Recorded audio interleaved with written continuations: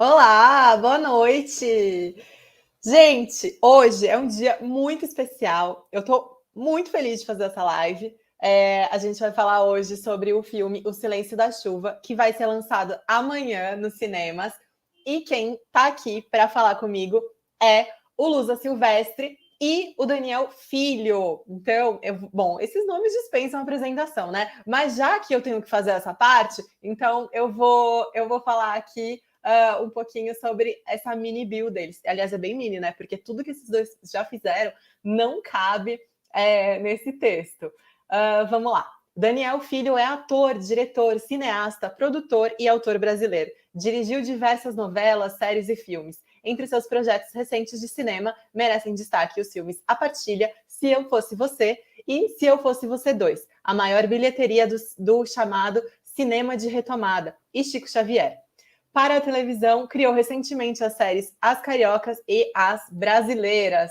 E recebo também o Lusa, que já está virando figurinha carimbada aqui nas nossas lives, que é roteirista de cinema e de televisão, redator publicitário e cronista. Lusa escreveu 8 longas-metragens, incluindo Estômago, E Aí Comeu e O Roubo da Taça. O último filme que roteirizou, Medida Provisória, de Lázaro Ramos, foi considerado o melhor filme brasileiro desde Cidade de Deus, no Festival Pan-African Film, que, aliás, a gente já teve, né, essa live aqui sobre esse filme com o Lusa e o Lázaro, e foi a primeira entrevista, né, que eles deram no Brasil sobre o filme. Então, quem não assistiu, depois dessa nossa live, fica a dica aí para assistir. Boa noite, Lázaro. Oh, Lázaro? Que Lázaro, Luísa? Boa noite, Lusa e Daniel. O Lázaro está sempre com a gente. É muito Lázaro, né? Eu acabei de assistir um filme com ele, né? Então Verdade. acho que ficou agora. Tudo bem? Prazer enorme receber vocês aqui. Prazer é meu. Prazer é sempre bom voltar, Luísa. Ainda mais com o Daniel, né, bicho? Pô, Daniel, a gente está tão feliz. Eu aproveito toda a chance que eu tenho para conversar e para ver o Daniel. Então, se tá aqui, eu já fico assim, ó. Poxa, é um privilégio, né? E o que eu acho massa é que a gente vai falar sobre o novo filme de vocês. Porque, assim, se eu tivesse que falar com o Daniel e com o Lusa sobre qualquer filme deles, eu não saberia nem por onde começar, porque vocês têm aí uma obra extensa, né, Daniel? Estou falando de alguém aí cujo primeiro crédito é de 1955, né? Então é uma bela bagagem. É o primeiro filme que eu fiz como ator, filmei em 54, né? Quer dizer, que eu filmei, ator. Ator era figurante com fala, que era uma coisa muito boa. Eu tenho uma carreira muito extensa, né? Eu estou fazendo, eu estreiei em 1952. Caramba! Estou fazendo praticamente quase 70 anos de são 69, 68, fazendo coisa. Eu mesmo esqueci tudo o que fiz. Não esqueci tudo, mas fica, sei lá, uma parte grande, que eu acho que é uma coisa da memória brasileira. Fico feliz que a gente esteja fazendo isso aqui agora, mas uma parte grande da memória brasileira, que é todo o início da televisão, que é o rádio, o início do cinema, isso tudo se perdeu. E é lamentável, porque eu me lembro que quando o Lima Duarte veio e fez o Rock Santeiro, quando o Lima fez o Bem Amado, ele ganhou o prêmio de revelação, o que para nós foi uma coisa estranhíssima, porque ele já em São Paulo era um astro, né? Mas essa coisa da gente perder a memória é ruim. Mas atualmente a gente está guardando tudo, estamos aqui, não dá para eu falar do meu passado sem eu falar dos meus amigos que estão indo embora agora, né? Foram embora recentemente, Paulo, Tatá, o Tarcísio, até a Marina, que é também uma colega nossa. Portanto, é uma geração que está indo embora e me deixa muito saudoso. Com certeza. Esse foi ano passado e esse, né, foram anos de perdas para o cinema, para a televisão, que todo mundo está sentindo bastante, né? O que eu queria saber é O que te faz ainda hoje querer fazer cinema? Né? Essa vontade que não passa, que eu acho maravilhosa, e ainda bem que ela existe, que ela continua. O seguinte, eu descobri isso recentemente. Esses 2 filmes que estrearam aqui agora na pandemia, e o terceiro que vai estrear, que não é a direção minha, mas é uma produção, é um roteiro do Lusa também, que é o Medida Provisória. Esses 3 filmes foram feitos quando eu já tinha feito 80 anos de idade. É uma grande alegria, porque o que me faz é que eu descobri que eu sou viciado e não tem ainda uma clínica para a gente fazer o desmame dessas coisas que a gente gosta de fazer. E, na verdade, eu não me vejo, eu sempre me pensei que eu queria trabalhar toda a minha vida. Então, eu pensei sempre, como eu tive a sorte, durante a minha vida, de fazer 3 alimentações por dia e tomar um banho morno, e me deixou com a dentadura toda certa, eu digo assim, sempre vai ter um papel para um velhinho com cara de rico. Branco? Branco, com cara de rico, olho verde.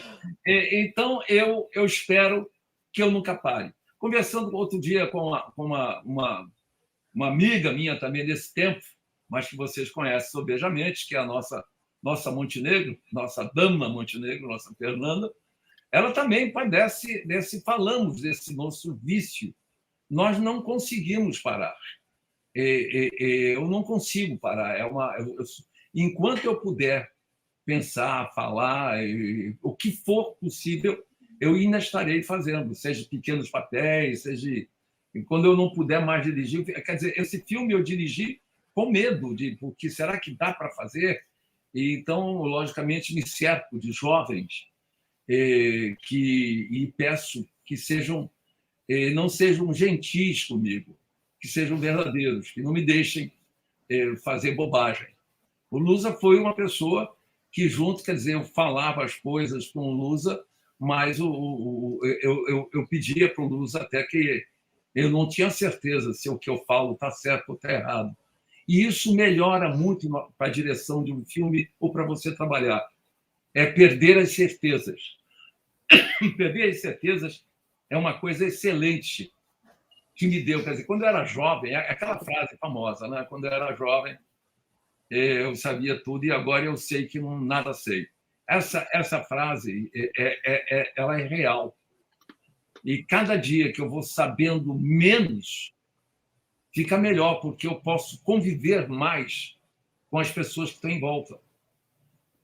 Você deixa de ser um ditador do set e você passa a ouvir as pessoas. Eu ouvi muito as pessoas nesse filme que nós estamos fazendo, mas a gente pode falar mais sobre isso. Eu espero não ser um ditador mais e sempre estar ouvindo e vendo o que está acontecendo e tentando aprender é sempre bom. Que demais! Eu tô muito emocionada com esse depoimento, porque espero que nunca crie, então, essa clínica de reabilitação para cineastas, porque espero que vocês continuem fazendo isso para sempre. E, assim, uma pessoa que eu tenho certeza que vai fazer isso muito é o Lusa, né? Porque é incansável. Lusa, você dorme, assim, porque é tanto lançamento, né? Tanto filme, tanta série ao mesmo tempo. Quem dera fosse eu verdade. Fico com essa dúvida. Assim, eu fui treinado na propaganda, né? E isso dá para a gente uma série de vícios. Um deles é essa capacidade de trabalhar para burro. A gente trabalha para burro mesmo. E a outra é a gente consegue lidar com vários assuntos ao mesmo tempo, sabe? Então, de vez em quando eu também tiro o pé um pouco. Agora, nessa semana, eu estou tirando o pé. Mas é aquilo, cara. No final de um processo, é isso que motiva a gente, né? No final de um processo, vamos falar do Silêncio da Chuva. O filme chegou para mim através da Fernanda Ribas. O Daniel já tinha sido um consultor importantíssimo no Mundo Cão, então eu já conheci ele de lá. A Fernanda Ribas, que é minha agente, e o Daniel são muito próximos, então a gente já se conhecia, e chegou o convite para fazer O Silêncio da Chuva. Eu falei, claro, porque era Daniel Filho, era Garcia Rosa, era um livro, eu nunca tinha adaptado um livro, era um filme policial que tem as suas dificuldades, não é fácil, e é um gênero que o brasileiro gosta. As críticas que a gente está recebendo, né, Daniel, agora, que estão chegando hoje, são críticas muito generosas e elogiando muito essa capacidade de entregar um produto bem feito dentro de uma literatura de um gênero nobre. Então, quando você pensa 4 anos atrás, quando o Daniel me ligou, as reuniões que a gente fazia lá na agência que eu trabalhava, escondidinho na mídia, falando no computador, às vezes no celular, às vezes que eu fui para o Rio de Janeiro, e sempre muitas reuniões, eu sou muito bem recebido na LRB, então sempre foram reuniões, sempre foi um prazer ir para lá.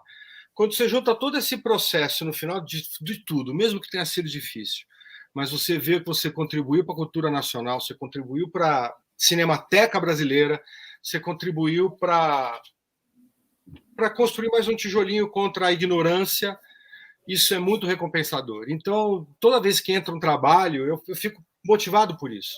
Por saber que estamos fazendo coisas relevantes, para fazer coisas que vão estar na prateleira da cultura brasileira durante décadas, e de estar aproveitando tudo que eu posso do Daniel Filho. Assim,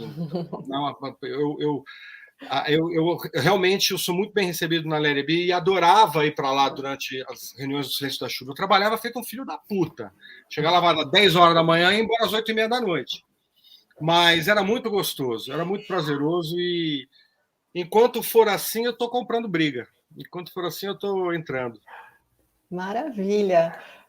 Estou super emocionada aqui com esse seu depoimento também, porque é o que a gente precisa, né? Nesses tempos de trevas, ter esses filmes e ter essa retomada do cinema, né? Vão trazer um alento para a gente. Eu queria mandar um beijo para todo mundo que está acompanhando aqui a nossa live. Queria mandar um beijo para a Andréia, pessoa querida, que possibilitou esse nosso encontro, né? Fez essa nossa ponte. E também para Maiana Neiva, que está aqui assistindo a gente, né? Maravilhosa, tá incrível, né? No filme. Então, fica a nosso beijo para todo mundo aí que tá com a gente hoje. Aproveitem para fazer perguntas para esses dois, né? Que generosamente cederam o tempo deles para falar aqui hoje com a gente, um dia antes da estreia do filme. Como que tá essa expectativa? Eu gostaria... Eu não tenho... Quer dizer, eu sei que nós estamos vivendo num momento totalmente diferente. As expectativas mudaram. Nós temos um filme que está pronto, como eu já falei aqui há algum tempo, e a gente está vivendo numa revolução. Nós estamos no meio de uma revolução. No meio de uma revolução, não o Brasil, o mundo está no meio de uma revolução. Essa revolução do que nós estamos fazendo aqui agora já é uma revolução. O mundo se comunica dessa forma. Já estava, antes de ver a pandemia, eu já não sabia exatamente aonde que tipo de filme nós exibimos aonde. A mudança que nós estamos vivendo. E essa mudança que eu acho que é a mudança, por exemplo, eu sempre soube, até quando fazia... Na televisão, sem dúvida nenhuma, a gente sabia que público a gente se comunicava. Mesmo que a gente fosse buscando ampliar o público, mas a gente sabia com que público se comunicava. Então, a gente procurava conforme o horário, conforme onde está passando. Agora, atualmente, a televisão deixou de ser assistida no horário que a televisão dizia para você que horas você assistiria alguma coisa. Atualmente, quem comanda isso é o próprio espectador. Portanto, o programa é solto no ar, e no ar nós estamos falando nas famosas nuvens, não é? Aquela que ninguém sabe onde está. mas é solto na nuvem, e aí o programa é assistido. Então, o filme, a gente tá, um dos motivos que a gente coloca o filme em cartaz é um motivo político, no sentido de que, como fomos assassinados, destruídos, engolfados, de uma forma, toda a cultura foi liquidada. A gente não. E com isso a gente pode perder. Eu acho que é o sentido do que estão fazendo eliminar qualquer memória. Então, nós estamos vivendo num momento que ou nós somos comunistas, ou somos depredadores. A nossa situação, quer dizer, a cultura, o que a gente passa, o que a gente deixa. A gente sabe que uma música te leva ao teu tempo, né? Você vai saber qual é a música que você ouvia quando era jovem, qual foi a música que você te lembra o teu primeiro beijo, qual é a música que te lembra a primeira vez que você saiu sozinho, qual é o primeiro filme que a gente assistiu. Tudo isso não é fundamental para a gente, faz parte. Quer dizer, uma geração, por exemplo, nesse Brasil, que foi criada pelo Renato Aragão, né? Que as primeiras vezes que eles pisavam num cinema era para ver o filme do Renato Aragão. Eu dirigi o filme do Renato Aragão, que era uma maneira de meus filhos poderem ver uma coisa que eu tinha feito. Porque a novela era muito tarde, talvez não fosse, eles não gostavam muito. Então, isso aconteceu muitas vezes. Então, a personalidade de um país é a sua história, é a sua cultura, é a sua música, seus atores, os seus livros, e tudo isso, né, os seus pintores. Esta é a identidade, a cultura de um país. Então, eu acho que é com esse sentido que eu ponho o filme em cartaz, sabendo que estamos vivendo num momento difícil. Por favor, compareçam de máscara, vai ficar separados, o possível, divirtam-se, não cumprimentem nem abracem as pessoas, não cumprimente com a mão, principalmente primeiros ministros da Inglaterra, você não dá a mão. Então, mas eu acho importante a gente ficar passando os nossos filmes para dizer que em 4 anos, ou já 3 anos, ele não conseguiu ainda nos destruir. Estamos sem trabalho, está difícil, está entrando o streaming, e a entrada do streaming, que é ótima, que é boa, mas não deixa de ser toda uma cultura importada para nós, que pode mexer e que a gente não está tendo uma resposta nossa, porque aí é o que supõe que a gente pode fazer aqui no Brasil. Sabe, a gente não pode perder, como os franceses tão bem fazem. A gente pode admirar todas as culturas, mas a gente não pode perder a nossa. O nosso filme, se é meio troncho, ou se o nosso filme fala só de Nordeste, ou se o nosso filme fala de pobreza, mas a gente reflete, de uma forma ou outra, o que nós estamos vivendo. E não precisa ser um documentário exato para mostrar o que está acontecendo. Enquanto a gente está falando aqui, é a maneira de falar, é a maneira de se vestir, é a maneira de andar. A gente gosta de ver um filme que foi feito em 1950 e a gente reconhece como são aquelas pessoas. É esse o motivo e a minha ansiedade com o filme. Já fiquei muito feliz com as críticas e com as reportagens que saíram, e até com essa de vocês nos entrevistando aqui para a gente falar do filme. Muito massa. Lusa? É bom a gente falar que existem outros filmes como Chegando Brasileiros, bastante filmes brasileiros que foram feitos, que ficaram engavetados. Então, a minha o meu ideal, minha ansiedade é apenas que o filme seja exibido. E isso já que está acontecendo já esquenta meu coração. O Daniel ele comprou os direitos desse filme em 96.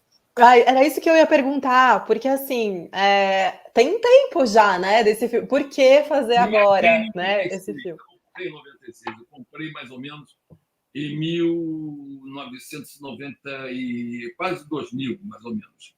Tá. Porque ele tinha sido comprado antes pelo Murilo Salles, você lembra?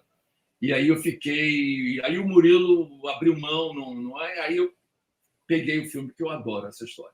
Desde que comprei. O livro saiu em 1996. Isso. Desculpe ter interrompido. Imagina. Não, mas o que eu acho bonito é que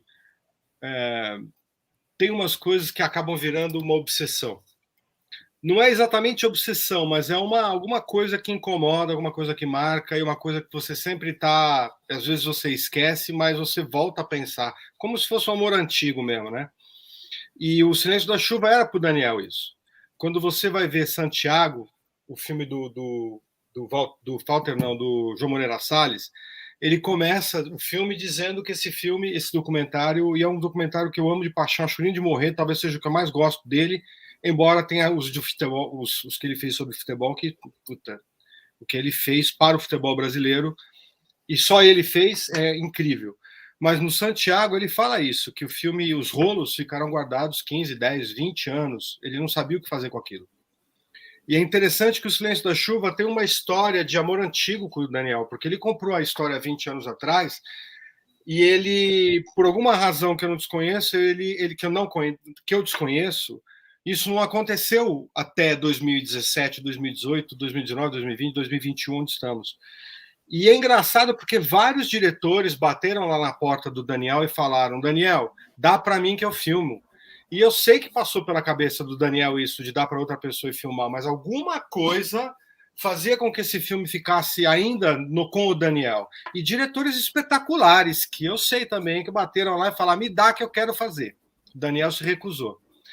Então eu acho que tem aí uma coisa muito linda nesse filme, que é o tamanho dele, e que o Daniel, às vezes, talvez não tenha esse distanciamento ao longo dos anos para perceber, que é Garcia Rosa, no primeiro romance dele, que ele ganhou Jabuti de estreia, um personagem que entrou para a cultura brasileira. Daí a gente faz esse filme com o Lázaro Ramos, que provavelmente deve ser hoje o maior ator brasileiro. No elenco a gente tem Cláudia Abreu, a gente tem Thalita Caralta, a gente tem a Maiana Neiva, que aonde ela aparece a câmera desmaia, a câmera faz assim, ó, desmaia quando vê a Maiana. Ela tá aqui. E é o filme que o Daniel persegue há 20 anos. E tá bem feito, cara. Quem gosta do livro, quando for ver o filme, vai ver o trabalho ali.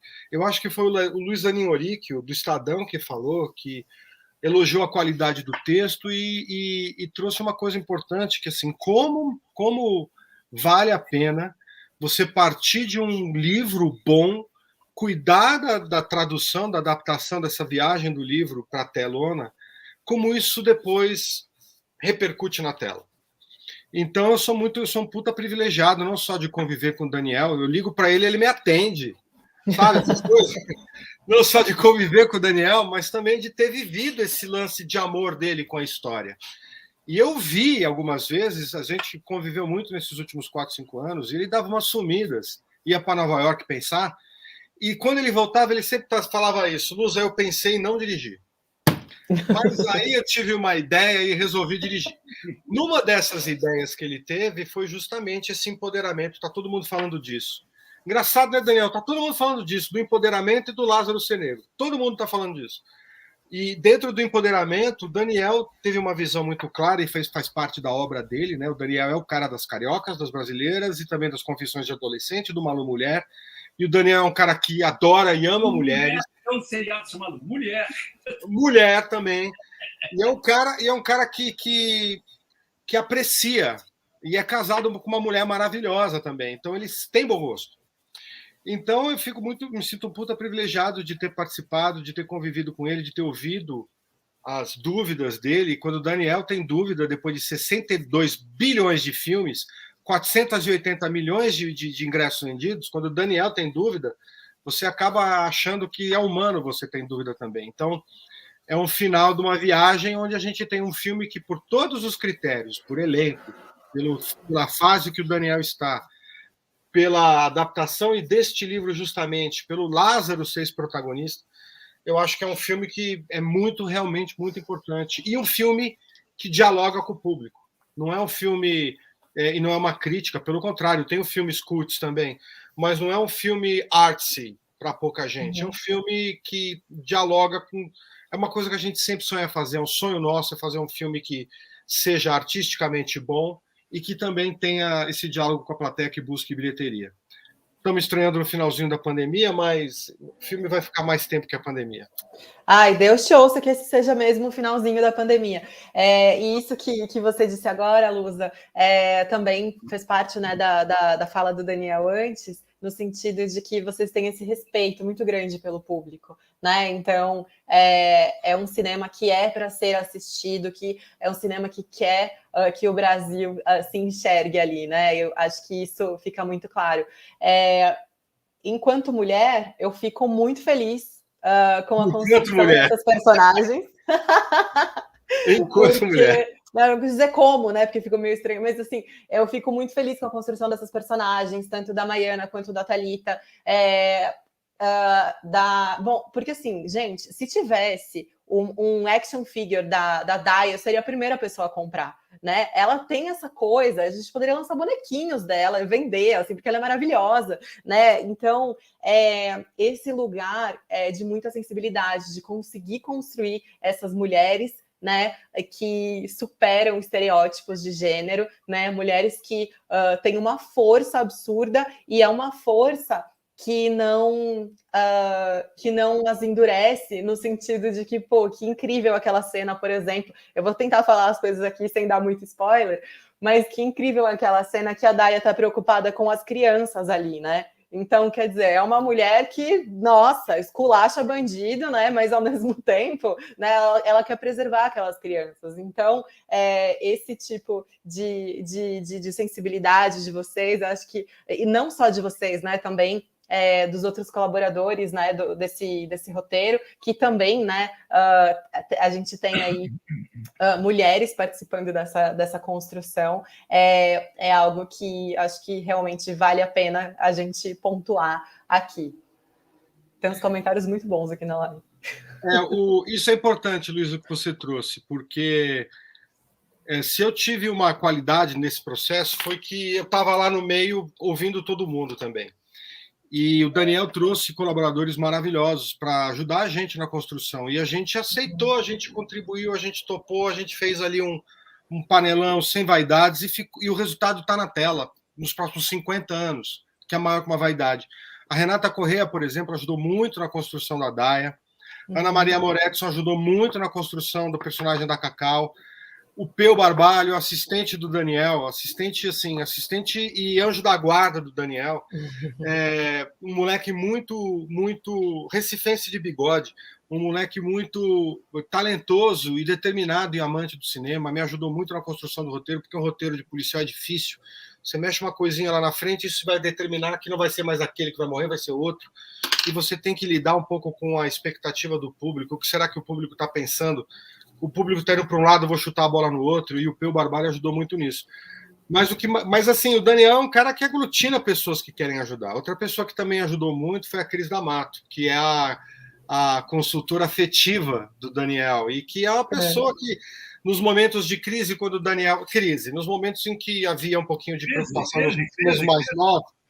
nos mais novos, quando os mais novos ficavam preocupados, a Cris D'Amato virava para eles e falava assim, calma, o Daniel é assim, vai chegando perto da filmagem, ele adora o caos. Então, a gente...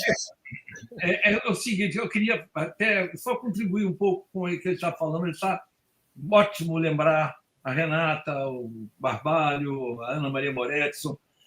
Você não... Teve uma pessoa que reescreveu uma cena e que propôs uma cena, que é a Cláudia Abreu. Exatamente, bem lembrado. Chegou para falar daquela cena dela com a Naya, a primeira cena, quando ela vai visitar a Cláudia. A primeira vez que ela chega na casa. Tem uma cena que elas estão... É só uma conversa das duas. Sim. É quando a Rose vai visitar a viúva. Aí, nesta cena, ela fez algumas observações. E eu falei para ela, então escreve. A Cláudia falou, como eu escrevo? Eu digo, escreve, faz aqui que a gente vê. Então, ela escreveu, ela trouxe, mostrei para o Lusa disse, tá certo. E ela, a última cena, agora sim você vai lembrar melhor, a última cena, aquela pós-filme... Pós-créditos. É uma sugestão da Cláudia Abreu, que foi que a Naya comprou na hora. Que maravilha, que maravilha! Então, é uma estrutura que eu aprendi que é muito bom você confiar nas pessoas. Quando você está chamando para fazer um filme, é uma união de ideias. As pessoas vão se despir para falar dos seus... Quer dizer, quando a pessoa diz, eu não gosto disso, discute, ou gosto disso, e você ter a equipe toda do filme a favor do filme, torcendo pelo filme, é muito bom. O Lusa foi um grande companheiro nisso. E agora, explicando a Cris. A Cris foi minha assistente e foi crescendo até que nós começamos a dividir. As Cariocas, ela dirige episódios, eu dirijo outro, e até o Confissões do Adolescente, o filme, a gente co-dirigiu, porque eu já queria que ela já estava dirigindo. Atualmente, ela já dirige, ela está dirigindo sem parar, mas ela não me larga. Fazer um filme, ela chega às vezes a dizer, eu não posso ir nessa data, você tem que mudar. O que ela faz? Ela fica do meu lado. É perfeito, ela fica do meu lado, não me deixando fazer besteira. Então, seria isso, ou seria esse negócio, segurando. Não. E eu gosto do caos. Tem uma hora que o filme não pode... Eu aprendi isso eu vi isso com Robert Altman. Você entende? Quando o filme está saindo tudo corretinho, tudo certinho, pode ser que isso fique muito chato. Então, é importante você criar uma coisa aqui e ver como é que vai resolver. Então, o caos é necessário para a gente ficar inseguro outra vez. Apesar que a gente fica muito inseguro quando filma. Um filme é um voo cego. Eu queria muito fazer um filme policial. É muito difícil, gente. É muito difícil fazer um filme policial e manter a que horas revela o quê, como é que vai... Principalmente essa coisa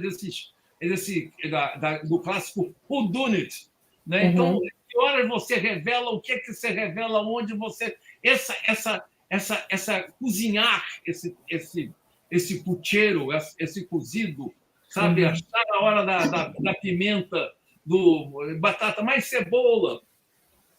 É muito difícil e é muito bom você ter várias pessoas no mesmo lugar, sabe? Que todo mundo passe pelo teu calçado. Enfia, vê, tá muito, vou botar um pouco mais de sal. Então, isso aí existiu no filme, existiu na montagem. O filme, as pessoas veem a montagem, palpitam, falam, e a liberdade. Um filme não é de uma pessoa só. O filme é uma criação coletiva de contar história. A história, contar história, que é a coisa possivelmente que vem antes de existir a escrita, já tinha alguém que contava a história. A história existia apenas verbalmente. E o que nós fazemos é continuar essa tradição de contar verbalmente histórias. E agora somos muito contando uma história, ou as histórias. E essa profissão, isso aí, ou essa coisa de contar história que eu sempre quis desde menininho. Eu tinha teatro de títeres. Isso aí é fundamental, a gente contar a história do nosso tempo, do nosso sentimento, das nossas vidas. Subiu a mulher, possivelmente, para fazer e mexer num texto de uma outra pessoa, e um clássico como o do Luiz Alfredo, a gente sabe que a gente está mexendo numa coisa complexa, mas a gente tem que tentar entender o que ele queria dizer. e se ele... Eu tive uma experiência uma vez de uma história que eu não vou contar o autor nem nada, mas nós todos queríamos fazer, e o autor esse escreveu praticamente no último ano de sua vida. E ele morreu, e nós, então, montamos esse espetáculo na TV, um teleteatro. E depois a gente viu que não ficou bem, porque nós não fomos honestos com ele. Porque possivelmente ele teria revisto alguma coisa com o tempo, ele teria possivelmente poderia fazer até melhor do que nós pensamos. Mas a gente não pode simplesmente nos fecharmos numa ação do que... A não ser que eu fizesse um filme passado, em 1996. Mas eu não podia fazer um filme passado, data hoje, na época que a gente filmou, 2019, com um pensamento de 20 anos atrás. Não poderia ser. E principalmente com a mudança que o mundo está. Então, quando a gente mexe num texto, a gente, de uma forma ou outra, está como aqui o Charles, nós estamos traduzindo mais ou menos um sentimento que a gente leu. Não dá para fazer exatamente o livro. O livro te propõe uma outra viagem no contar a história. Você dá mais pronto a história, né? Num livro você diz, e ele chegou naquela rua discreta, mal iluminada, e andou. Você pensa alguma coisa quando eu estou falando isso. Mas eu tenho que mostrar essa rua. E essa rua pode não ser a rua que você pensa. Realmente, houve muitos problemas quando eu falei que o Lázaro seria o Spinoza. Mas eu achei que a gente estava chegando num momento sem explicação, mas o momento é esse, para mim. Assim, o Spinoza era um policial que estava mal com a sociedade, porque achavam ele um policial, e nos seus colegas, porque ele era um intelectual. Eu acrescento isso um dado que é muito importante, que é o negro. Falei isso com o Lázaro. O Lázaro sabia disso. Então, o discreto trabalho do Lázaro dá esse tom. E eu fico tão feliz que as pessoas respondam a isso, respondam também a Daia. O texto da Daia, para mim, cada vez era uma surpresa, e eu não tenho nada a ver com aquele texto, veio do Lusa com a Renata, talvez. Então, e da própria Thalita, que botava. Então, o nude, eu jamais pensaria naquilo, né? Eu não tenho essa conversa de dizer, manda um nude, eu não sei o que é isso, não pertence à minha geração. Vou te explicar. Não, tô brincando, não vou explicar, não. Tô brincando. Eu achei muito interessante isso que você falou agora, que é justamente captar o espírito da obra, né? Porque essa obra, há 20 anos, né, ela tinha essa vontade de subverter algumas coisas. Por exemplo, ela não queria falar desse gênio, né, desse investigador, né, desse detetive que era o cara que tinha alguma habilidade especial. Não, ela queria falar do cara comum, né?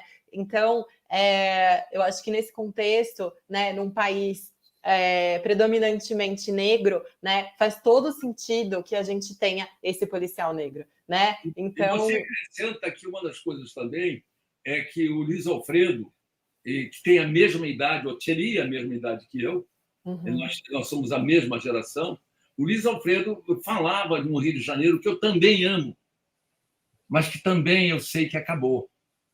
Foi totalmente transformado. Aquele romântico era um Rio de Janeiro um pouco mais romântico na miséria que nós vivemos atualmente, da dificuldade que nós vivemos atualmente na cidade. Então, ali também tinha no escritor um romantismo que eu não tinha. Eu seria mentiroso se eu fizesse ele data hoje. Eu li uma entrevista dele falando que o Rio não era só aquilo, né, que pintavam, não era só a cidade maravilhosa e também não era só a violência. Ele dizia, eu nunca fui assaltado, né? Então, eu acho isso interessante. E também essa figura, né, do policial que é honesto, né? Talvez a transgressão seja essa. Quem não deixou o Rio de Janeiro? O Rio de Janeiro, eu acredito que isso meio que fica claro, ele não tem o cartão postal do Rio de Janeiro. Uhum. Inclusive, é muito pensado por mim o Pão de Açúcar na chuva, ali que aparece com um fundo de Copacabana. Portanto, aquilo seria aquilo com sol, é um plano lindo, mas não aquele plano no início do filme do Pão de Açúcar com Copacabana ao fundo e aquela chuva ali tirando o centro da cidade, que ela anda, que ela corre, que anda. Eu acho que a gente, aquilo ali, eu estou contente com aquilo. Eu acho que isso mantém a atualidade do filme. E tira, infelizmente, eu não posso contar aquela história que ele contou em 96, data hoje. Sim, e aquela fotografia sensacional também, né? Aquelas cores que a gente nunca viu no Rio, a gente tá vendo agora no filme. Uma coisa... O diretor de fotografia é um maravilhoso diretor de fotografia chamado Felipe Einheimer. Muito bem, gostei. Lusa, você está quietinho agora, eu fico olhando para você pensando, acho que o Lusa quer falar alguma coisa. Não, eu concordo. Na verdade, tudo que o Daniel está falando, basicamente é o que eu falaria também, porque tudo isso foi muito pensado. O Rio de Janeiro que a gente mostra no filme é um Rio de Janeiro cenográfico, mas a gente não queria, em nenhum momento a gente quis que fosse o Rio de Janeiro que já tinham mostrado tanto. Uhum. A gente tentou, durante alguns anos, a gente ficou muito seduzido com a ideia do assassinato, por exemplo, ser num prédio de estacionamentos que tem no centro do Rio. E que é um lugar... do livro, isso. Que é o do livro. E que é um lugar ali que era interessante para a gente, porque é muito degradado, sabe? A porta do Garcia... Como é que chama o Daniel? Menezes. É o Garcia Menezes? Menezes Cortez. E a gente fez vários tratamentos. Agora, você devia perguntar para a Guanabara, que tem aqui na coisa. A Guanabara deve saber tudo do Rio. Ela chama... Pior, Daniel, é que eu sou gaúcha. É gaúcha. Quem era do Rio era meu avô, né? Que nasceu lá na Ilha Grande, enfim, uma boa história aí também que eu adoraria contar um dia, de pai carcereiro, enfim, algo que... Teu pai carcereiro da Ilha Grande? Não, o pai do meu avô, né? Que nasceu lá. O pai dele era carcereiro, a mãe uma mulher indígena, e aí eles tiveram esse lance, 11 filhos, enfim, um negócio incrível. Conta depois pro Lusa, vai pega aí. Vamos. Boa história, boa história. Pai carcereiro casou com a mãe indígena, mas é uma boa história. Vamos mas durante muito tempo a gente acalentou a ideia de filmar no prédio lá no Rio, porque a gente justamente queria mostrar o Rio de Janeiro que não fosse de cartão postal. Muito tempo. E era interessante também, porque tinha outro tipo de cor que a gente podia trazer. Tem camelô na porta do estacionamento, é um prédio horroroso e feio. Então tinha um contraste entre o Rio de Janeiro que todo mundo imagina e que conhece, que já viu na tela, com esse Rio de Janeiro que a gente queria mostrar, né? E tem uma perseguição no meio do filme entre a Maiana e o que, aliás, esse cara foi achado do Daniel, é um gênio esse menino, o Peter Brandão. O que faz Quem achou foi a Marcela Altberg. A Marcela? Sim.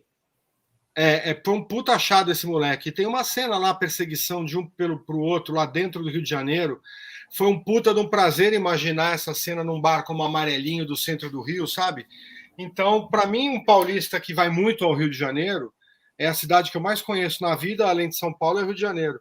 Poder fazer um filme onde a gente mostra esse ambiente em volta ali do Teatro Municipal do Rio, onde tem o Amarelinho, onde tem os botecos, onde tem as ruelas, onde tem os hotéis mais baratos, até o próprio Novo Mundo, que é um hotel ali no Catete, que é clássico esse hotel. Fechou, a gente filmou. Ele está fechado, mas fechou com a pandemia. E parece que está sendo o Hotel Novo Mundo está virando uma parte hotel, alguma coisa assim. Então é um horror. A gente viu ali tudo que filmado dentro dele. A gente filmou dentro daquele hotel, elevador, hotel, o quarto, tudo foi filmado lá. Pô, que belo final, então, para ele, né? Não, eu torço para isso que o Daniel está falando não se confirmar, porque... Tem um outro prédio bom que a gente usou, que a gente usa, que é aquele prédio final, que eu não posso falar, porque é spoiler, aquele prédio que fica ao lado do João Caetano, faz esquina com o João Caetano, aquele prédio eu fico olhando aquele prédio, porque aquele prédio é extraordinariamente belo. É uma coisa toda destroçada, como a gente vê. Mas é aquela coisa, está junto com esse negócio do Rio de Janeiro não aproveitado. É o Rio antigo, com prédios maravilhosos e que vão virando ruínas, escombros. Aquele hotel, fiquei pensando muito nele para ser aquela final, né? E é um Rio de Janeiro que é mais presente na vida dos cariocas também, entendeu? O Rio de Janeiro é uma cidade, sinceramente, eu já viajei bastante pelo mundo, principalmente nos meus anos de propaganda. E o Rio de Janeiro é uma cidade que está entre as mais lindas do mundo. O carioca meio que se acostuma, né? Mas às vezes você está tomando um cafezinho ali num prédio no Botafogo, daí você olha pela janela, você vê aquela coisa deslumbrante da Baía de Guanabara, a Urca ali à direita, o aterro virando ali, e você percebe que privilégio que é você estar num lugar como aquele. E a gente acaba ficando amortecido com o dia a dia, mas reconhece a grandeza daquilo. E quando você acorda todo dia numa paisagem como essa, você tem esse carinho da natureza, você fica menos deprimido, né? Mas a gente queria mostrar o Rio de Janeiro do carioca mesmo, de quem conhece os cantinhos. Esse prédio aí que o Daniel citou é um prédio que ele passa sempre. E que ele ficava olhando para o prédio, eu ainda vou filmar aqui. Isso só consegue...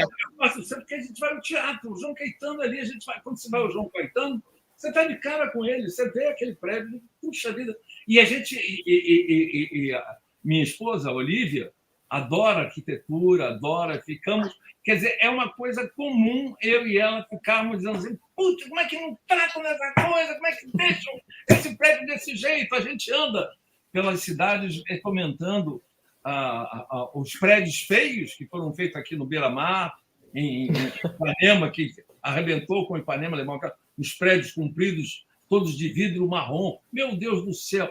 Bom, todos de vidro marrom. Eu não sei, tem quem gosta, claro que tem quem gosta. Se não tivesse, não tinha um prédio de vidro marrom comprido na praia do Leblon. Você entende? Mas, meu Deus, não sei o que é isso. Então, quer dizer, gente, vamos filmar antes que o Rio acabe, né?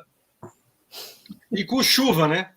Também tem o Rio de Janeiro é muito solar, é muito praia, é o contorno da Pedra da Gávea. O contorno... Rio de Janeiro é aquele mar aberto, aquele plano famoso do Rio de Janeiro, que é lá do Corcovado, né, com aquela baía, que supostamente aquele ponto de vista foi descoberto pelo Dom Pedro I, como dizem, deve ser uma mentira, mas que jogaram para cima dele, como a independência do Brasil. Mas então, aquela vista é uma coisa extraordinária, sem dúvida nenhuma. Não é à toa que o Corcovado é uma das 7 maravilhas do mundo. Mas talvez pela posição que ele ocupa. Para mim, mais belo que ainda que a Estátua da Liberdade. Perfeito.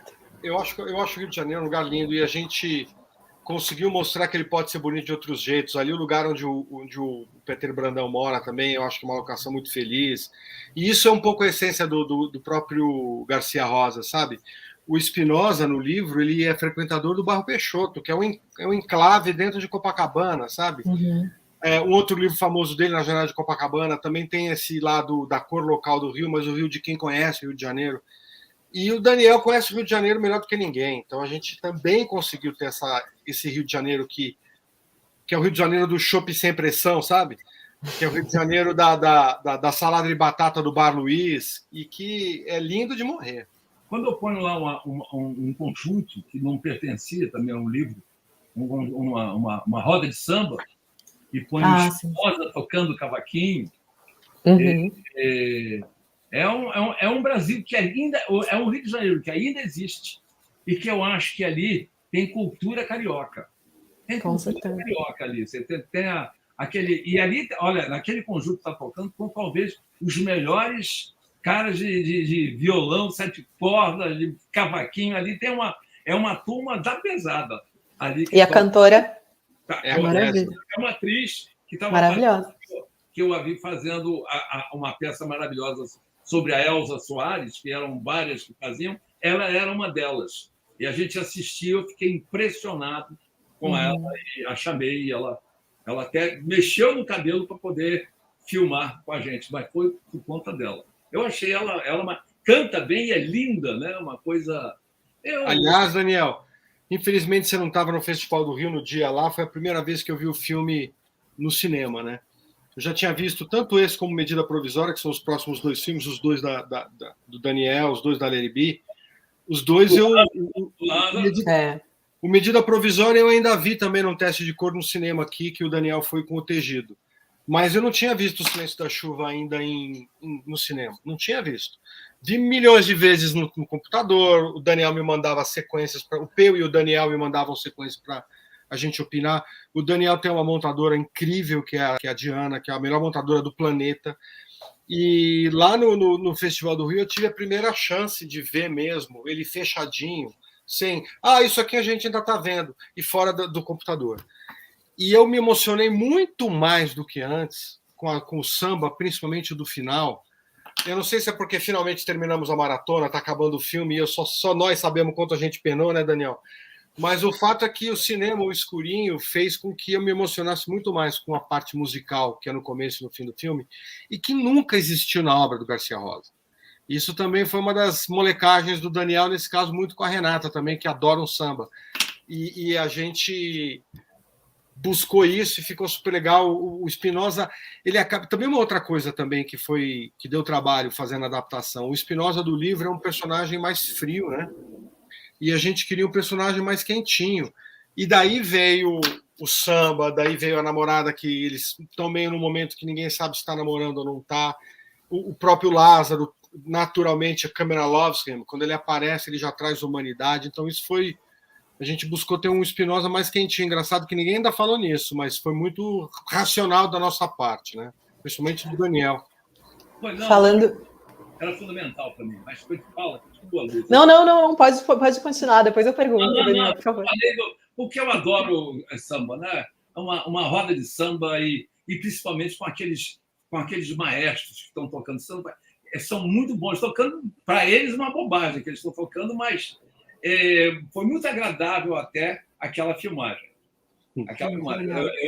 O spoiler é que apesar do Lázaro estar tocando um cavaquinho, não, ele não toca, mas ele faz bem a beça, né? É um baiano, né? O Lázaro é um baiano, né? O Lázaro é um musical, né? Uma coisa maravilhosa. Que bom, eu não quero largar o Lázaro.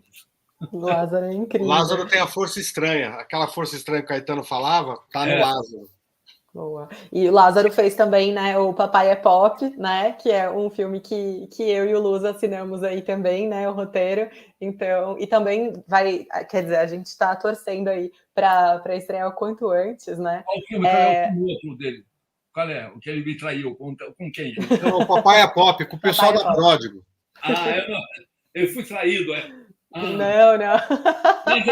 Mas faz tempo isso, né, Luz? Não posso viajar que o Lázaro sai aí fazendo filme por aí. Você fica muito em Nova York, o Lázaro fica aqui em casa, o que ele vai fazer? Ele trabalha. E o Lázaro saiu da Globo hoje, né? Saiu publicado que o Lázaro saiu da Globo, não. Ele é a Ingrid. Ele é a Ingrid.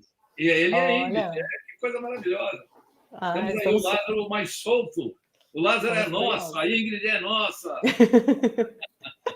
Falando nisso, uma coisa que eu observo muito, assim, nos filmes do Lusa, que eu acompanho muito, assim, Daniel, para mim o Lusa é um dos maiores roteiristas brasileiros, se não for o maior, assim, é o cara que faz estômago, né, gente? O que a gente vai falar, né? E tem um humor, assim, muito peculiar. Também o Roubo da Copa também é muito bom.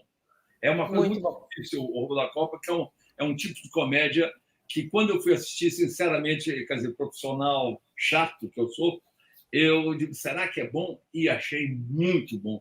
Ele não me decepcionou. Digo assim, será que eles vão acertar isso aqui? Técnica, a jogada é uma beleza, aquele filme. Também deu trabalho. Eu fiz 18 tratamentos. Isso aí é um dado que é muito importante. Eu vejo alguns filmes que eu vejo assim, isso aí é o segundo tratamento. Uhum. O filme pode ser bom, mas estamos no segundo, pensa um pouco mais. Faltou, exato. Tem que ter calma. O difícil nisso, Luísa, é que nós, brasileiros, vivemos, e é muito difícil um camarada conseguir produzir um filme. Fazer um filme não é uma coisa que a gente pode fazer, ter uma ideia, filma e escreve e filma. Um filme precisa ser reescrito, precisa ser revisto, precisa ser pensado, tem que deixar dormindo lá, que eu digo dormindo é deixar guardado, fica... Quantas vezes a gente pensou, vamos abandonar o filme um tempo e voltamos daqui a pouco, 10 dias, 15 dias, 20, sabe? Para um pouquinho, deixa... Agora, na verdade, a gente está falando uma coisa, isso é papo, como diria, white person problems, né? Porque a pessoa precisa trabalhar, então ele tem que filmar. Então, o roteiro não está exatamente pronto, o cenário não está exatamente pronto, o dinheiro não está todo realmente conseguido e vamos ter que sair filmando. Então, realmente, muitas vezes eu vejo, e eu não critico, porque sei o quanto é difícil fazer um filme. Agora, atualmente, é praticamente impossível. Você realmente ter o tempo de refazer, de pensar, de ver para deixar o filme exatamente no ponto e na maneira que tem que ser. Total. Poder refilmar cenas. Refilmar cena não espetaculares, mas você sentir que pode ser melhor. Então, o filme é uma coisa que tem que ser muito lapidada no seu roteiro e ele não fica pronto nunca. Você abandona, porque nós estamos próximos de filmar, porque também tem o seguinte, quando você pensa uma história, você pensa eu citei agora o exemplo da rua, mas vamos pensar uma sala. É a sala que mora lá, a Rose, o personagem da Neiva. Vamos lá. Como é que é a sala da casa dela? Então, é uma outra coisa quando a gente vê a sala. Uma coisa quando a gente fala da sala. Como é que ela mora? Como é que é a mãe dela? Como é que é ela conversando com a mãe? Então, a gente só sabe isso quando a gente vê os dois atores juntos. Perfeito. Não é um desenho que os dois atores juntos, você vê se a liga está dando, se a coisa está funcionando. Pode, às vezes, não funcionar. E você tem que dizer assim, olha, não está dando, temos que mudar. Mas eu tenho muita sorte quando eu escalo atores. Eu falo isso, realmente a direção do filme, para mim, 80%, 85% no sentido da representação, está exatamente quando você escala os atores. E esse elenco que está ali, Lázaro, Peter, Maiana, a Cláudia, a Thalita, são atores inteligentes. Eles são atores inteligentes. Eles não estão preocupados com a cor da sua gravata. Eles estão preocupados com a história que está sendo contada, com a cena que está fluindo, e isso aí, para mim, é o principal. Às vezes a pessoa assim, mas aquele ator é chato que faz pergunta. Deixa fazer pergunta, deixa perguntar. Isso quer dizer, está com interesse. Tá? E pode ser que ele tenha uma ideia melhor. Por exemplo, você tem uma ideia, a cena final do filme, a cena dos dois atores finais naquele prédio que eu te falei, essa conversa é estranha, porque a gente não quer dar um spoiler, mas como ela sabe, falando. Aquela cena, eu expliquei como era a cena e os dois atores ficaram uns 3 ou 4 dias junto com uma assistente de corporal trabalhando na cena. E eles me mandaram a cena como eles achavam que devia ser. A partir de como eles me mandaram a cena como devia ser, foi que eu entrei para realizar a cena, mas realmente ajeitando praticamente o que eles me propuseram. Você sabe que cena eu estou falando. É uma cena fundamental do filme, por isso que a gente não está falando, é uma cena que resolve praticamente o filme. Mas eu estou dizendo o quanto eu acho importante a gente... Eu sou o ditador do filme. Por quê? Porque a última palavra é minha. Mas não quer dizer que eu não escute todo mundo. Que eu não veja que as pessoas... E que também isso faz com que os atores, com todo mundo, se sintam donos do filme como eu, porque, na verdade, é isso. Eu sou um maestro, um regente de uma orquestra e que vamos respeitar o primeiro violino, a trompa, o cara que vai bater o triângulo no final do concerto. Né? Tem um triângulo no final da Quinta Sinfonia do Beethoven. Então, esse cara é importante. Né? Então, isso aí me dá muita saudade. Se eu perguntar o que eu gosto, talvez o meu vício é pessoas criativas, trabalhando, falando do seu interior, falando da sua cidade, falando dos seus colegas, falando do que eles querem falar do ser humano, da história, do que a gente quer deixar marcado. Então, não é um filme meu, e nenhum filme é de uma pessoa só. Pode ter, tem filmes que são de uma pessoa só, mas de uma pessoa só é um quadro, uma pintura, é um livro, não é? É uma composição musical, mas não um filme. Um filme, o complexo do filme é isso. Quando você vê, e é isso que eu digo assim, um filme, você tem 800 pessoas, no mínimo, na produção de um filme. 800 pessoas do filme começar a pensar e aquele filme chegar na tela. Portanto, não é um cabide de emprego. Todos são necessários. É necessário, pode ser uma demagogia que eu vou dizer agora, é necessário quem é o cara que dirige o caminhão que tem o gerador de luz. Porque ele é esperto, ele sabe onde para, o tempo que ele para o local, que não vai fazer barulho onde ele está parando. Sabe, tudo isso é fundamental. Tudo isso é importante no filme. Não tem o diretor ganhar um prêmio sozinho é uma bobagem. O diretor melhor regência seria. Quer dizer, os prêmios são complicados. Os prêmios, para mim, seriam... Não é o melhor, é o favorito daquela turma que votou. Né? Não tem o melhor. Tem o favorito de quem vota, o favorito dessa turma foi esse aí. Pois é, mas vai mudar, né? Essa é a nossa esperança para o ano que vem. Mas, assim, realmente, as atuações, elas são espetaculares. E existe... E, assim, que eu vejo que os atores fazem muito bem, tanto a comédia, né, quanto a parte do drama, alguns até, né, na mesma cena, assim, então você vê que realmente é algo que a gente tem que citar aqui. E aí, eu estava também pensando... Que a gente não tem citado aqui o brilhante Otávio Miller, né? Esse cara é uma coisa extraordinária como ator. Ele é um ator brilhante, sem nenhuma... E tem uma coisa assim... Ele não... É importante também os atores que não querem colocar no personagem a sua própria inteligência. Eu não sei se você... Quer dizer, o ator assim... Eu vou fazer um cara burro. Então ele está se distanciando de fazer um cara burro.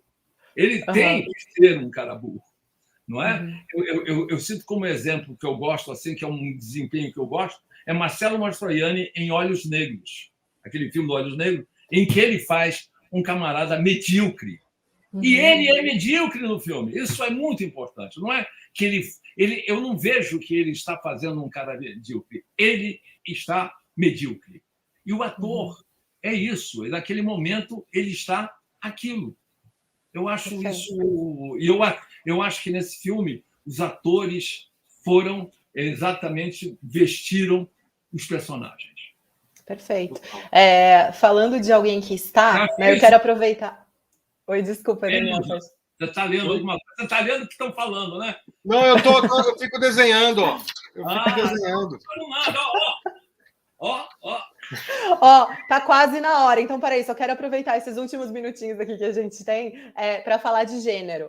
Porque o Lusa, pelo que eu tenho percebido, pelo que eu tenho acompanhado, né, dos últimos filmes dele, alguns que inclusive não foram lançados ainda, né, que é um dos privilégios que eu tenho aqui nesse espaço do MIS, entender que Lusa tá gostando de brincar com gênero, né, Lusa? Então a gente começa ali o filme de um jeito que eu acho maravilhoso, paradoxal, que é o título, né? O Silêncio da Chuva, e aí a gente tem aquele puta som da chuva, que isso já é uma coisa que eu gostei muito. E aí o Lusa começa a brincar, então, com esses personagens, né? A gente começa a achar ali que está tratando de um multiplot, né? A gente não entende de cara quem é o protagonista, né? E em vários momentos do filme existe essa comédia, né? Que o Lusa faz tão bem, essa comédia inteligente, essa comédia que não é o pastelão, né? Que é popular, né, Lusa? Mas é popular num lugar que não subestima o público. Então, é uma característica aí que eu tenho gostado muito de observar nos seus roteiros. Eu não consigo evitar. A gente começa a escrever uma cena e sempre dá uma escorregadinha para o humor. Não é algo que eu tenho que controlar. Tento controlar, né? Mas realmente eu gosto de me arriscar em lugares em que eu nunca tinha feito nada ainda. O próprio filme que a gente vai estrear daqui a 2 meses, o Medida Provisória, é uma experiência em vários gêneros ali. Sim. E eu nunca tinha escrito, e é um gênero extremamente nobre. Eu nunca tinha escrito um filme policial. E foi uma aula para nós dois, né? O Medida? É o Medida, porque o Medida é um filme que tem lugar de fala. Tem. E que eu e o Lusa não pertencemos. Sim. Isso, para mim, foi uma aula de entender exatamente o que é lugar de fala. Não, então, e também não sabe o que é, realmente não sabe. Você supõe que sabe, você tem conhecimento, mas você não sabe. Você tem conhecimento que é diferente de saber sentir. De sentir na pele, né? E 2 filmes importantes, né? O primeiro filme do Lázaro, filme do Lázaro com essa premissa, com essa ideia, e o Silêncio da Chuva com o Daniel Filho, né? Mas eu adoro sair na chuva, assim, e apanhar um pouco do gênero. Nesse eu apanhei bastante, assim, não foi pouco, não. O Daniel, o Daniel ficou 20 anos com o filme, será que eu faço, será que eu não faço? Porque é desafiador. Além de ser Garcia Rosa, e o livro mais importante dele, além de ser um cara... Ele ganhou Jabuti com esse filme. O livro de estreia dele, ele ganhou Jabuti. Na ficção, né? De ficção. Eu não sei, eu acho que nem foi de estreante, acho que ele ganhou de All Together. E é um gênero que eu considero muito nobre. Dos filmes que eu mais gosto, que eu acho os roteiros melhores, entre eles está Os Suspeitos, por exemplo. Seven, são filmes policiais. Chinatown, são filmes policiais em que o roteiro é primoroso. Então é desafiador você, dentro de um caminho tão percorrido, você tentar achar um jeito que seja nosso. Eu acho que no Silêncio da Chuva a gente conseguiu ali. Um pouco também pela militância do Daniel, que cobrava isso da gente. Nossa! Mas escuta, é verdade, eu escutei alguma coisa. Você e a Luísa escreveram algum roteiro junto, é isso? Tem isso, não? Não ao mesmo tempo. A Luísa, ela escreveu junto com o Chiesi, ela escreveu um dos tratamentos do Ricardo Chiesi. Ela escreveu um dos tratamentos de um filme que chama Papai é Pop, que é baseado na obra do Marcos Pianges. E daí eu peguei o que eles fizeram e também fiz mais 1 ou 2 tratamentos também, e daí veio um terceiro, que é o Ricardo Hofstetter. Hofstetter, que terminou o projeto. A gente nunca sentou junto para trabalhar junto. A gente nunca teve numa sala de roteiro, mas eu peguei o finalzinho do trabalho da Luísa, fiz a minha parte e entreguei para o Ricardo brilhar. Como foi a experiência, Luísa? Foi meu primeiro longa, né? Então foi uma experiência incrível aí. O que tinha antes do primeiro longa? O que tinha antes do... O que eu tinha feito antes? Eu tinha feito série, né? Tinha criado série. Mas aí foi. Agora eu tenho outro, né? Que é o Boate Azul, que eu escrevi com o João Gabriel Kowalski e o Gustavo Gerardi, né? Que é um filme que a gente está louco para fazer também. Depois eu quero mostrar esse roteiro para vocês, porque eu tenho certeza que vocês vão amar também. Aí falando de um universo sertanejo, né? De algo também interiorano que a gente não vê tanto por aí, né? No nosso cinema. Fiz o meu dever de casa. Eu devia ter feito o meu dever de casa, ter bugado você, Luísa, com quem eu estava falando. Eu estou aqui falando, sabe, ensinando missa ao vigário. O que é isso? Imagina, nossa, gente. Sempre tem que entrar sabendo quem são as pessoas. Sempre. Não, foi essa coisa de lançamento de filme que. Então eu confiei em você, Lusa. O Lusa está indo, deve ser bom. Então vamos lá. Vem na minha. Agora, no meio do assunto que eu vi o negócio de scripts e vocês dois, passou, eu digo, deixa eu saber aqui. E não peguei aqui o telefone para bugar a Luísa. Mas tudo bem, Luísa. Que bom a gente estar perto um do outro aqui. Você, Nossa, maravilhoso. hein? Eu amei essa nossa conversa. Amei saber mais do filme. Eu acho que não tem preço, é por isso que está todo mundo assistindo aqui a gente, né? Assistir a obra é uma coisa, e aí, então, né, saber dos autores, né?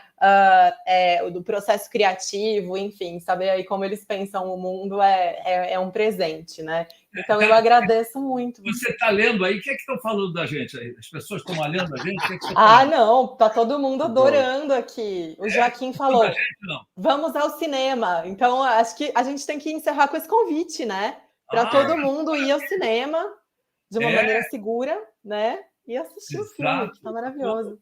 Muito feliz de ter participado com você aqui disso, e sabendo que eu estou falando com uma colega, porque eu não sabia. Agora o Daniel Filho já sabe quem eu sou, gente. À noite. Nem o cara atende, sabe? Alô, eu. Eu tenho o número dele agora também. Ok. Manuscritos, vamos lá, vamos trabalhar junto, vamos fazer coisas. Nossa Senhora, não sei nem o que dizer agora. O mundo está precisando de ideias, está precisando de scripts. Nós precisamos falar disso aqui agora. Nós estamos vivendo uma experiência que não podemos deixar passar em branco. E eu não estou me referindo à pandemia. Você está entendendo? A pandemia é um adendo ao que nós brasileiros estamos vivendo. É um adendo que o mundo está vivendo, mas nós estamos especialmente vivendo uma coisa terrível. Soube que o nosso presidente terá que ficar 5 dias em quarentena. Quem sabe a gente fica 5 dias sem ter notícias estranhas. É o que o brasileiro mais quer, um dia de paz, né? Não é não, gente? É isso aí. Com certeza. Muito obrigada. Charles também e a Denise. Denise, maravilhosa. Muito obrigado. Obrigada, gente. Obrigado. E não se esqueça, eu, quando falo, eu mato a cobra e mostro o pau. Ele vai fazer você falar isso agora, Charles. Como é que o Charles vai fazer isso? Isso aí é uma ele esperou voltar o Charles, né? Podia ser com a Denise, mas ele esperou voltar o Charles. Maravilha. Bom, a gente precisa encerrar, infelizmente, porque assim, por mim, nossa, isso aqui iria durar dias, mas a gente tem hoje uma coisa muito importante, que é o jogo de futebol da filha do Lusa e também o jogo do Flamengo, né, que o Daniel tá louco para assistir. Eu vou buscar, ela joga futevôlei e joga futebol de salão. Futebol, olha só, maravilhoso. Maravilha! Que idade minha filha joga para Dedéu, cara. Tá sempre roxa. Que idade está a tua filha? 21. Uau, Lusa! Ela vai ganhar grana. Eu tenho uma filha de 21 e um cavalo de 20. Meu filho tem 20 anos. Maravilha! 10 dias atrás. Maravilha, maravilha! Que coisa boa, estou sabendo coisas boas. Olha aí. Nunca foi feito no Brasil, incrível. Não tem um bom filme de futebol, hein? Não tem. Fizeram o FDP, né? Tem a série do FDP, mas não tem... Vocês participaram daquele negócio do que o Bruno Barreto dirigiu. Era um jogo, mas não tem filme sobre o jogador, sobre o time de futebol. Não tem. A gente não conseguiu ainda ter uma coisa boa sobre isso. E é difícil você filmar futebol. Tem o Ted Lasso, né? Tem que você percebe isso. No FDP eu não participei, mas sou amigo do pessoal lá da Pródigo. É muito difícil você filmar futebol, porque se você põe uns caras que são amadores, fica evidente, fica impresso. Porque a distância entre o amador e o profissional é muito grande. Se a gente está acostumado a ver profissional na tela, se a gente põe um cara que é amador, fica muito evidente. E daí, para trazer os profissionais, você precisa trazer um time de segunda divisão, e daí vai filmar como? É complicado ali. Mas tem que pensar isso, porque eu vi, quando eu falei isso aí, eu vi o olho da Luísa aí para o lado. Assim, quando você fala uma coisa, a pessoa fala assim... É aí que eu estou olhando para vocês dois. Um está de um lado, o outro está do outro. Tá bom. Então tá bom, gente. Olha, muito obrigado. Eu que agradeço. Muito obrigada a Um todos abraço da vocês, Denise. gente. Lusa, vamos continuar conversando. Temos histórias para contar depois, hein? Então, queria agradecer a Luísa por ter me colocado mais uma vez em contato com o Daniel. A gente tem coisa para conversar, Daniel. A gente vai conversando durante a semana aí. Muita coisa legal para a gente fazer junto. E Luísa, chama que eu venho, que eu sou facinho, tá? Eu vou chamar sempre por mim. Vamos fazer eu e o Luz aqui, gente, a dupla. O que vocês acham? Eu já tô me achando a Marília Gabriela hoje, que eu entrevistei esses dois, então. Tô super me achando. Obrigada. Você ri mais que a Marília. A Marília não ri tanto quanto você. Você é uma divertida. Muito obrigado, Luísa. Muito obrigado. Muito obrigada. Por trabalhar, pela paciência de ouvir a gente contando velhas histórias e histórias novas. Amei. Vocês estão sempre muito bem-vindos aqui. Um beijo, gente. Boa noite. Gente, todo mundo no cinema amanhã, hein? Assistir o Silêncio da Chuva. Marca o filme lá, posta stories. Cinema, diz que gostou, fala bem. É cinema Fala bem. Exatamente. É assim que a gente reconstrói um país. E assim eu encerro a minha participação. Ainda tem que aguentar essas coisas. Agora. Beijo, gente. Tchau. Beijo, gente. Boa noite. Lusa e Luísa, grande dupla. Adorei, gente. Vocês são o máximo.